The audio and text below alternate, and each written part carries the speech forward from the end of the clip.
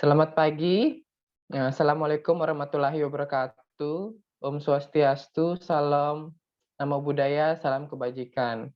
Kami dari kelas C, jurusan Agroteknologi, akan mempresentasikan prinsip pengujian koleksi dan penanganan sampel tanah, jaringan tanaman, dan pupuk.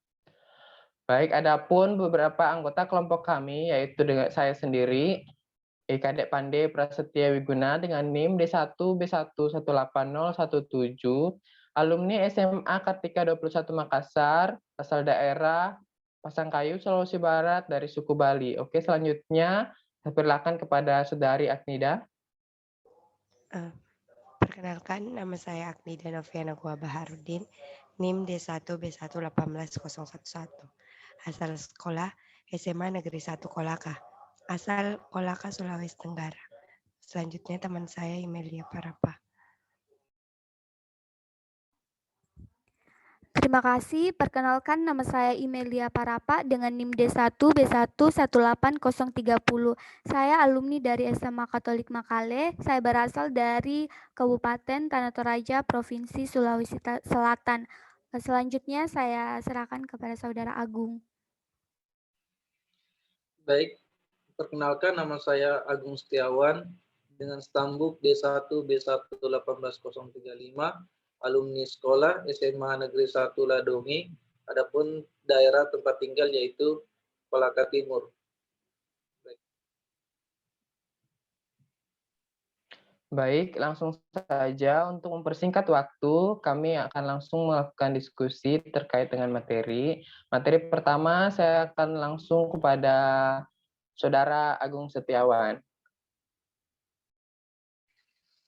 Baik, terima kasih kepada Saudara moderator yang telah memberikan kesempatan kepada saya membawakan materi Principle of Soil Testing atau prinsip-prinsip pengujian tanah. Nah, pengujian tanah mungkin secara umum didefinisikan sebagai bahan kimia atau spesies uramen yang dibuat di tanah. Tetapi melalui penggunaan umum, tanah telah diberikan arti yang lebih terbatas dan lebih luas. Istilah ini dibatasi dalam arti bahwa ia telah datang untuk analisis kimia, berarti cepat untuk menilai status tanaman yang tersedia hara, salinitas, dan toksisitas unsur tanah. Ini telah diperluas untuk mewakili program yang mencakup teori interpreta, evaluasi, pupuk, dan rekomendasi amandemen berdasarkan hasil analisis kimia dan pada beberapa pertimbangan lainnya. Kita tidak bisa mendiskusikan prinsip-prinsip pengujian tanah tanpa mempertimbangkan tujuan.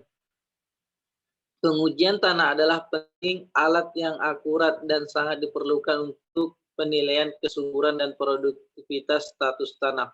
Nah, adapun tujuan dari pengujian tanah adalah sebagai berikut. Yang pertama yaitu menentukan secara akurat status gizi yang tersedia dari tanah. Terus yang kedua, menunjukkan kepada petani keseriusan dari setiap kekurangan atau kelebihan yang mungkin ada dalam hal berbagai tanaman.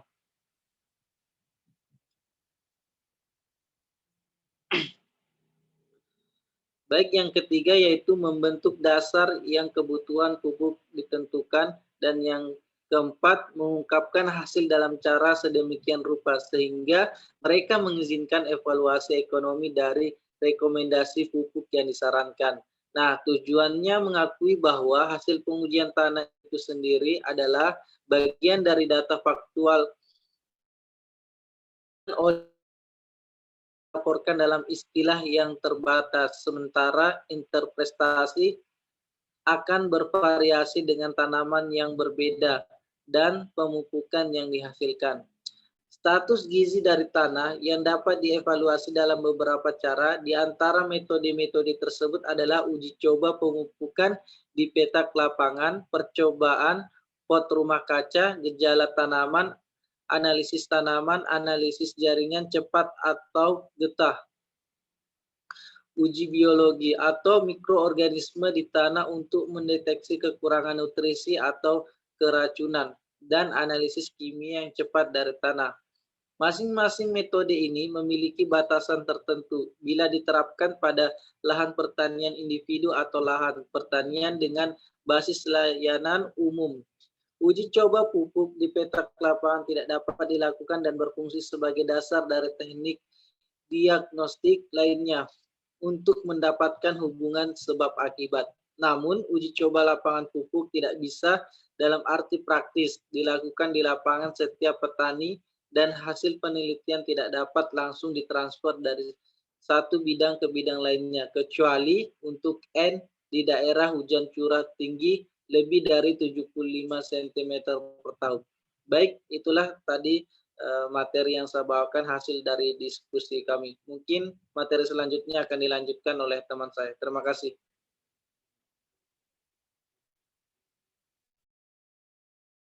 Baik, di sini saya akan menyampaikan hasil baca kami mengenai soil sample collection and handling, technique basic and source, and degrade of file variability atau pengumpulan dan penanganan sampel tanah, teknik berdasarkan sumber dan gelar dari variabilitas bidang, di mana yang kami dapatkan yaitu uji keseragaman. Metodenya cukup dengan menanam tanaman dan mengelolanya secara seragam. Hal ini bertujuan untuk mengetahui heterogenitas tanah, tetapi memakan waktu untuk mengevaluasi heterogenitas tanah. Variasi suburan tanah tidak didistribusikan secara acak, tetapi pada tingkat tertentu. Sistematis, yaitu segmen bidang yang bersebelahan lebih cenderung mirip daripada segmen yang dipisahkan oleh jarak tertentu. Kesuburan tanah jarang didistribusikan secara sistematis sehingga dapat dijelaskan dengan rumus matematika. Pengambilan sampel tanah dilakukan dengan cara acak dan sistematik, serta metode perhitungan rata-rata populasi, variasi, dan batas kepercayaan untuk berbagai skema pengambilan sampel. Secara umum, perbedaan antara penentuan pada sampel yang sama kecil jika dibandingkan dengan perbedaan antar sampel dan juga sifat tanah yang berbeda mempunyai pola variasi yang berbeda. Sebelum sampel sistematis, yaitu non-random, diperlukan untuk menentukan lokasi lapangan dan distribusi nilai rendah dan tinggi untuk setiap parameter tanah, namun memakan waktu dan analisis lebih banyak sampel tanah daripada sampel acak sederhana. Kegunaan pengambilan sampel intensif, misalnya green persegi, di bidang yang memiliki area paparan tanah yang luas, sampel komposit sederhana sangat praktis, tidak memiliki nilai dalam mengelola seluruh lahan untuk produksi tanah tinggi yang seragam. Untuk mengatasi variasi yang luas pada tingkat kesuburan dikelola secara berbeda dengan menggunakan prosedur pengambilan sampel dan statistik teori variabel regional, sumber dan derajat variabilitas lapangan. Variabilitas tanah dapat diklasifikasikan menjadi arah vertikal dan horizontal, jarak pendek, menengah, atau jauh. Dan apakah variabilitas tersebut alami atau disebabkan oleh operasi manusia di darat? Yang pertama yaitu variasi alami. Proses pembentukan tanah dapat menyebabkan perbedaan yang sangat kontras pada profil tanah, terutama horizontal A dan B. Perbedaan tersebut berkaitan dengan bahan organik, pH, tekstur, kapasitas tukar kation, dan ketersediaan hara tanah. Bahan induk batuan berselang juga dapat menghasilkan perbedaan yang sangat kontras di antara tanah di bidang yang sama.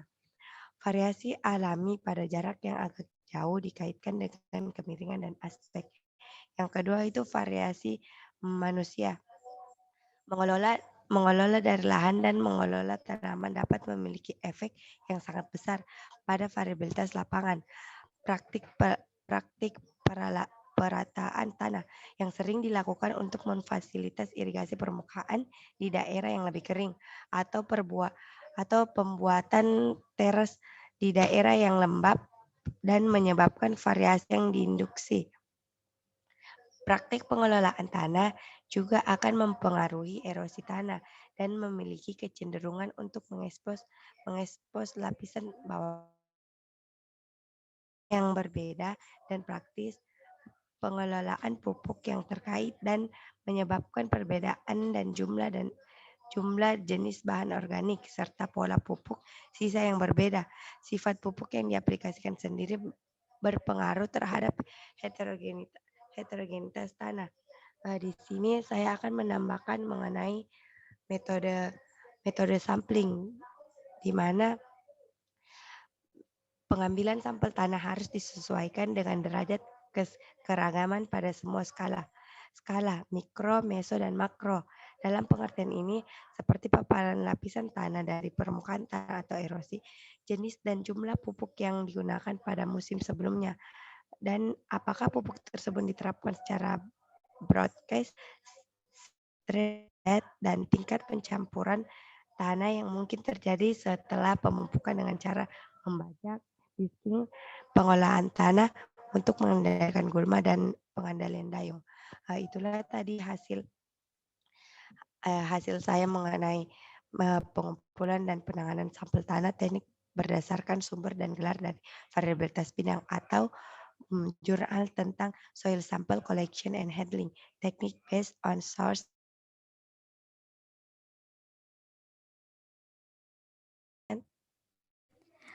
Baiklah untuk materi selanjutnya tentang Handbook of Reference Methods for Plant Analysis atau analisis tanaman. Analisis tanaman dapat memainkan peran utama dalam mendiagnosis masalah nutrisi mineral dengan tujuan untuk penelitian atau untuk memecahkan masalah lapangan. Namun demikian, penerapan teknik analisis tanaman membutuhkan keterampilan dan pengalaman di pihak pengguna. Sebagian besar elemen penting dibutuhkan oleh tanaman dan faktor iklim, genetik, budaya, dan manajemen yang mempengaruhi pertumbuhan tanaman, perkembangan, dan pematangan harus diperhitungkan interpretasi hasil analisis tanaman dan rekomendasi yang dihasilkan.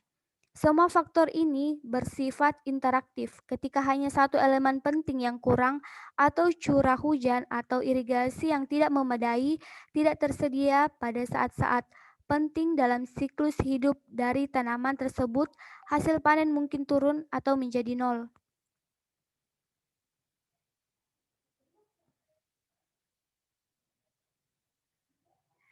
Hasil analisis tanaman digunakan dalam beberapa cara. Yang pertama, untuk menentukan bahwa suatu elemen penting untuk pertumbuhan, perkembangan tanaman, pematangan, atau beberapa proses yang terkait erat dengan nutrisi dan pertumbuhan, seperti fiksasi and simbiosis. Memverifikasi elemen yang terkait dengan fenotip atau nutrisi semu, kekurangan unsur, atau gejala toksisitas. Yang ketiga, menetapkan konsentrasi optimal atau nilai kritis untuk elemen asosiasi dicapai dengan hasil ekonomi yang optimal atau maksimal. Yang keempat, menentukan ketersediaan hara atau ketersediaan dan pemulihan suatu elemen atau elemen yang diterapkan dalam pemupukan dalam percobaan respon tanaman. Yang kelima, mengevaluasi dan membandingkan berbagai area atau situs dalam bidang produksi, misalnya kebun buah-buahan atau hutan, memantau hutan, kebun anggur, kebun buah-buahan, atau hutan untuk menentukan apakah ada kekurangan. Yang keenam, masalah atau ketidakseimbangan nutrisi terjadi sehingga tindakan korektif dapat diambil jika dianggap perlu. Menentukan serapan unsur total oleh suatu tanaman, terutama pada tingkat tinggi produksi. Dengan proses ini, perkiraan kebutuhan unsur hara per unit produksi juga dapat ditentukan unsur hara penghapusan per unit hasil.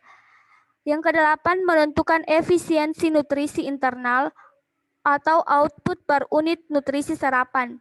Varietas atau kultivar berdasarkan pemulihan tanah atau pemupukan, nutrisi izar dengan metode aplikasi yang berbeda termasuk daun.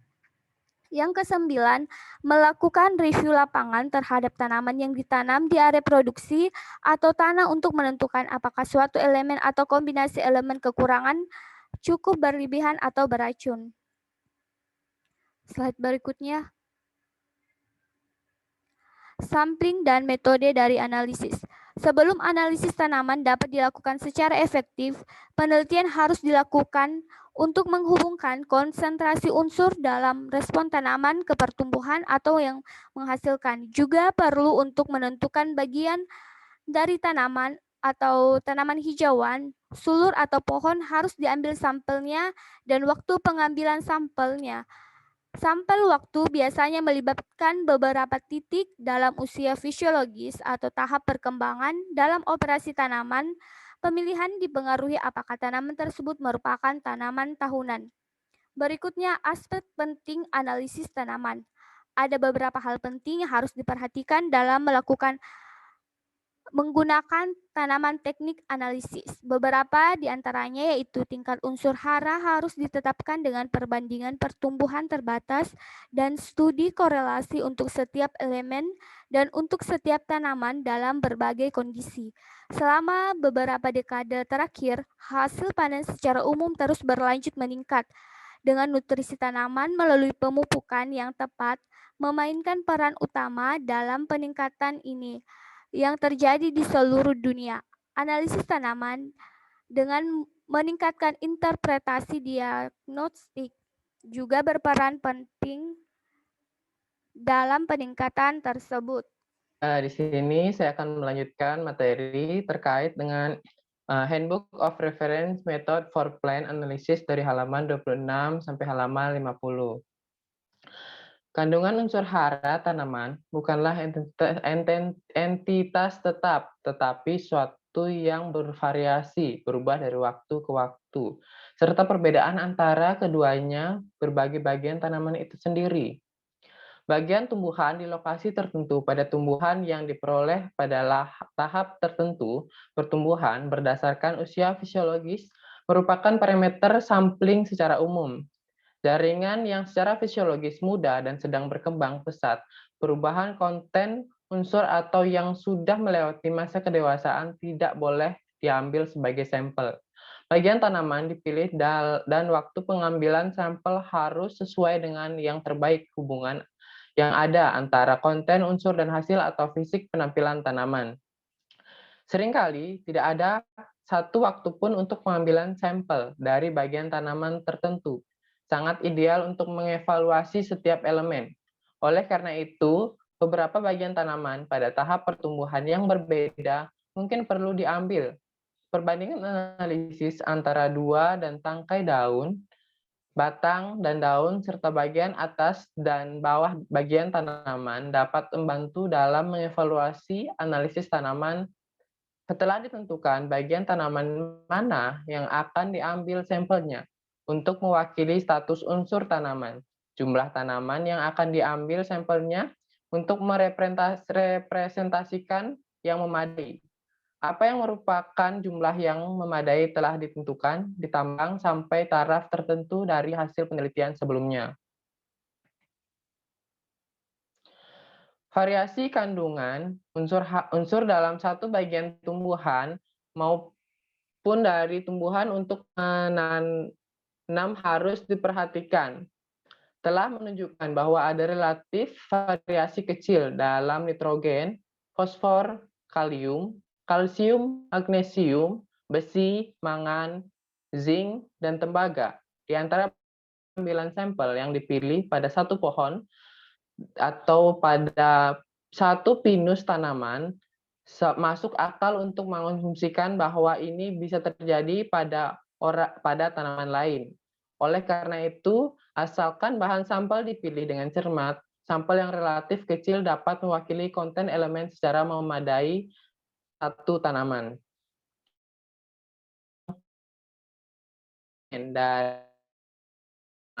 Maka situasinya bisa variasi besar, pengambilan sampel intensif dibutuhkan jaringan tanaman yang cukup untuk merepresentasikan kandungan elemen dari tanaman sampel. Jika prosedur pengambilan sampel yang digunakan tidak sesuai dengan yang direkomendasikan, maka interpretasi hasil analisis tanaman mungkin sulit, jika bukan tidak mungkin. karena ada potensi kesalahan yang sangat besar yang terjadi karena teknik pengambilan sampel yang tidak tepat. Hanya teknisi-teknisi yang terlatih dan berpengalaman yang dapat bertanggung jawab untuk mengumpulkan sampel jaringan di lapangan. Jumlah tanaman yang akan diambil sampelnya dalam situasi tertentu bergantung pada kondisi umum tanaman, keseragaman tanaman, dan tujuan pembuatan hasil analisis akan digunakan. Untuk memastikan keterwakilan sampel tanaman sebanyak-banyaknya, praktis mungkin disarankan mengumpulkan sampel selama waktu tertentu dalam sehari dan dalam kondisi iklim yang tenang. Ada banyak instruksi tentang apa yang tidak boleh diambil sampelnya, sama banyaknya dengan instruksi tentang apa yang boleh diambil sampel. Jaringan tumbuhan atau tumbuhan yang tidak akan diambil contoh adalah jaringan yang ditutupi dengan tanah, debu atau sisa bahan kimia, tanaman dirusak oleh serangga, luka mekanis, atau sakit, jaringan dari tumbuhan mati, atau jaringan lainnya. Baik, di sini ada tambahan terkait materi, yaitu tentang sampel perbandingan. Nah, secara visual terjadi atau dicurigai ada kekurangan analisis bagian tanaman yang sama dari tanaman normal yang berdampingan di bidang atau area yang sama dapat membantu dalam interpretasi. Namun jika tanaman sedang tumbuh dibandingkan berbeda dalam kekuatan dan tahap perkembangannya, bagian tanaman yang sama di tahap perkembangan yang sama mungkin tidak ada. Oleh karena itu, membandingkan analisis hasil antara dua set jaringan mungkin tidak membantu interpretasi. Terus yang selanjutnya, prosedur penanganan. Jaringan tanaman yang terkumpul sangat mudah rusak, sehingga perlu penanganan khusus untuk memastikannya bahwa tidak terjadi penurunan berat kering karena dekomposisi akan mengurangi berat kering. Yang selanjutnya secara signifikan akan mempengaruhi hasil analisis tanaman. Oleh karena itu, tanaman segar harus ditempatkan dalam kantong kertas yang terbuka dan bersih. Perkeringkan udara jika memungkinkan atau disimpan di lingkungan yang sejuk selama pengiriman ke laboratorium. Baik, sekian presentasi atau dari kelompok kami, kurang dan lebihnya mohon dimaafkan. Terima kasih dan sampai jumpa.